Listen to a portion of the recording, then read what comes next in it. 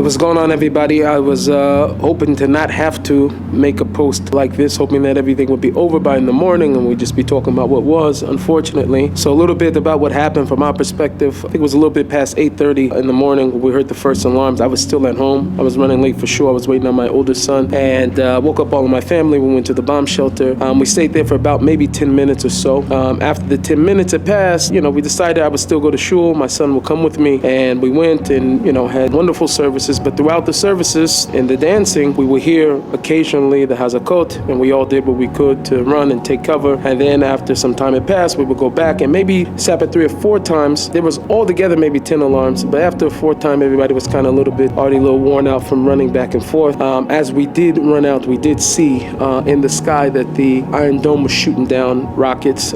We did see that. At some point towards the end of the hakafas, we started to feel the booming, and we knew that that was probably some type of retaliation. We started to see that the helicopters were going by. Even still, as I'm talking to you right now, you can still feel the booming of the bombs and rockets, everything that's been going on. It's not easy. It's definitely not easy. We slept in the bomb shelter yesterday, all of my family. And the main thing is to keep the kids from feeling any type of way about it, other than the fact that we need to pray for Klal Yisrael, we need to daven. And so the same thing for all of you as well. Fear is not something that Hashem gave us. If you feel a feeling of fear right now, it's understandable. We're all human, but this is not coming from Hashem. The main thing is to stay away from the news. News people have agendas. You have to understand that they have an agenda. The news, whatever side you're on, news has an agenda. Another thing is all these graphic videos and different things that have been going around, this does nothing but creates more anxiety. It can affect your mental health. The main thing is it can stop you from being able to pray. You'll feel so confused and so wrapped up by the things that you've seen that it's going to feel nearly impossible for you to pray, which is what we need the most. We need everybody's prayers. This is the main weapon. This is the main Jewish weapon, is our mouth, is that we can cry out to Hashem Yisbarach. Now, if we thought that it was our own security, there's a few guys over here that broke through a border and has the whole entire country on a security lockdown. Like what?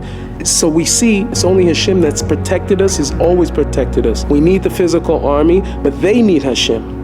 They need Hashem. So we need that Hashem is going to help them. That's the answer. Keep praying for us. Keep davening for all of us. We're still here. And we have a promise. We have the promise for the Nevi'im. The promise for the Nevi'im is that it ends very, very well for Israel. It ends very, very well from Israel. All who come up against Hashem will be utterly obliterated. This is what's going to happen. The least in Israel should be like David HaMelech. Pray for these holy prophecies to come true right before our very eyes as we're fighting against a gross enemy. This is our main mission right now, is to pray for Klal Yisrael, pray for the peace of Yerushalayim, that we all should do tshuva, that we should all return to Hashem. This is the only real weapon against what's coming up against us. We think a bomb's going to save us. Nothing's going to save us except for Hashem Yisbarach. Keep praying, keep davening, and keep your hope alive. No fear, no fear, no fear.